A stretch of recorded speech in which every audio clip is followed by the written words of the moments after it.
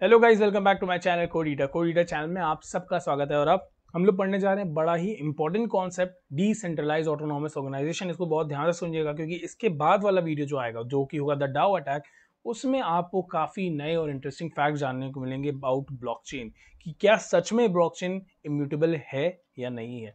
तो वो हम लोग बात करेंगे मगर नेक्स्ट वीडियो में। मगर इस वीडियो में कॉन्सेप्ट समझने के लिए जरूर से जुड़े रहिएगा। और चलिए शुरू करते हैं। Decentralise autonomous organisation. तो पहले हम लोग बात करते हैं एक ट्रेडिशनल ऑर्गेनाइजेशन की। एक ऑर्गेनाइजेशन किस तरह से दिखती है, कुछ इस तरह से, जहाँ पे एक हायरार्की होती है, एक डायरेक्टर होता है, एक मैनेजर होता है, कुछ इंप्लॉयज होते हैं और सबके अपने एक असाइन टास्क होते हैं। मैनेजर का, एक डायरेक्टर का कुछ पर्टिकुलर काम होता है, मैनेजर का काम होता है अपना, जैसे हायरिंग हो गया, किसी को निकालना हो गया, इस तरह के मैनेजर्स के अपने कुछ काम होते हैं, काम करवाना हो गया। एम्प्लॉयज़ के अपने काम होते हैं, लेट्स से अगर वो कोई आईटी कंपनी में है तो उसको कोडिंग करनी होगी, उसको डेवलपमेंट साइड में कुछ करना होगा, टेस्टिंग का काम होगा। मतलब इस तरह के सबके अपने अपने एक रोल डिसाइडेड होते हैं और इसी तरह से एक पूरी ऑर्गेनाइजेशन वर्क करती है। और अगर इसमें ध्यान देखने वाली चीज़ क्या है कि मगर अगर इसका पूछा जाए कि इसका कंट्रोल किसके पास होता है, तो इसका कंट्रोल होता है हमारे डायरेक्टर के पास, या फिर हम कह सकते हैं जो भी इस कंपनी को ओन कर रहा है, इस ऑर्गेनाइजेशन को ओन कर रहा है, उसी के पास पूरा कंट्रोल होता है। और जो वो डिसाइड करता है एट द एंड क्या होता है, वही माना जाता है। ये तो एक चीज़ होगी हमारी एक टिपिकल, एक ट्रेडिशनल ऑर्गेनाइजेशन की। और अगर एक चीज़ देखी जाए इस ऑर्गेनाइजेशन में, तो ऑर्गेनाइजेशन में कुछ ऐसे टास्क होते हैं, कुछ ऐसी चीज़ें होती हैं जो कि काफ़ी रिपीटेटिव नेचर की होती है। रिपीटेटिव नेचर का मतलब क्या है कि उसमें मतलब कोई बहुत ज़्यादा आपको डिसीजन नहीं लेना, या फिर कोई बहुत लॉजिकल थिंकिंग की ज़रूरत नहीं है। जैसे मान लेते हैं कि हम लोग को किसी कस्टमर के डाउट सॉल्व करना है, एग्जाम्पल के लिए, तो हमें उस कस्टमर के डाउट सॉल्व करने हैं, तो डाउट्स कितने होंगे, कुछ मैक्सिमम 5 या 10 या कुछ 20-30। तो हम क्या कर सकते हैं, उसको एक as a form of like chat box, या फिर अगर आपने देखा होगा कि व्हाट्सएप का आजकल यूज होता है, जहाँ पे आप बस कुछ क्वेश्चंस अपने लिखते हो, वहां से आपको आंसर मिल जाता है। मतलब कि ये कुछ ऐसे प्रोसेस हैं, कुछ ऐसे प्रोटोकॉल्स होते हैं जो कि काफी रिपीटेटिव होते हैं और जिसमें ह्यूमन इंटरवेंशन की कोई जरूरत नहीं होती है। अगर आप उसमें ह्यूमन इंटरवेंशन करते हो तो जबरदस्ती का आपको कॉस्ट ऑफ ऑपरेशन और कॉस्ट जो ह्यूमन को ऑपरेट करने का देना पड़ता है, और ऑपरेशन को जो करवाना पड़ता है हमें, उसके लिए भी एक अलग से कॉस्ट देना पड़ता है।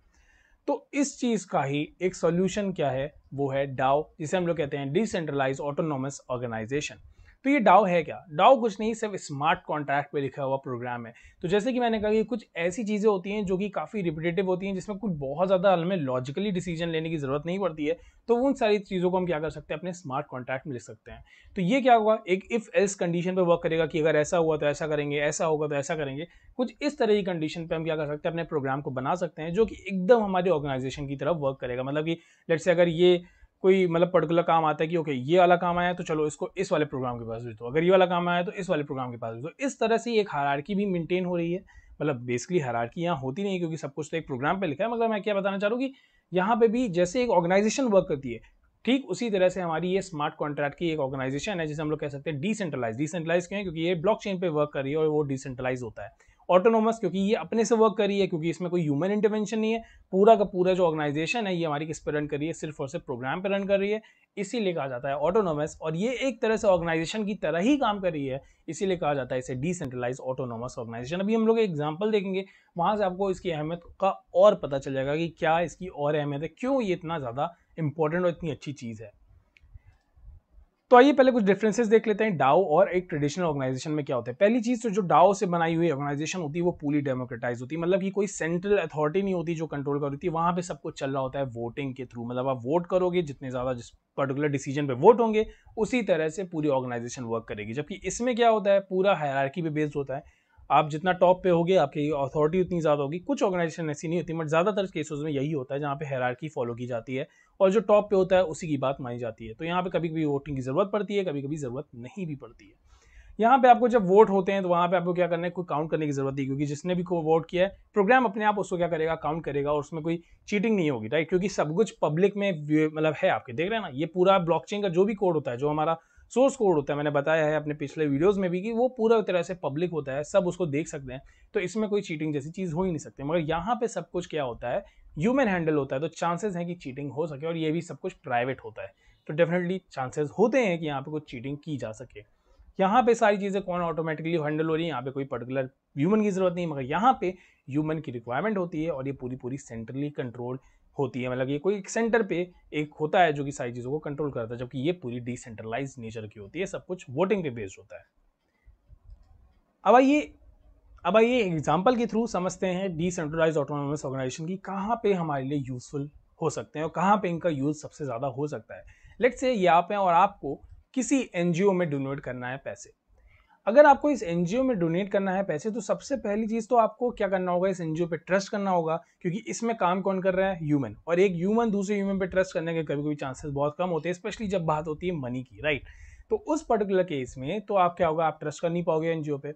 अब अगर आप ट्रस्ट नहीं करोगे एनजीओ पे, तो डेफिनेटली यहाँ पे एनजीओ का भी लॉस है, क्योंकि अगर ये एक अच्छी एनजीओ है, अगर आप इसको पैसे नहीं दे रहे हो, तो ये क्या है, अपना अच्छा काम भी नहीं कर पाएगी।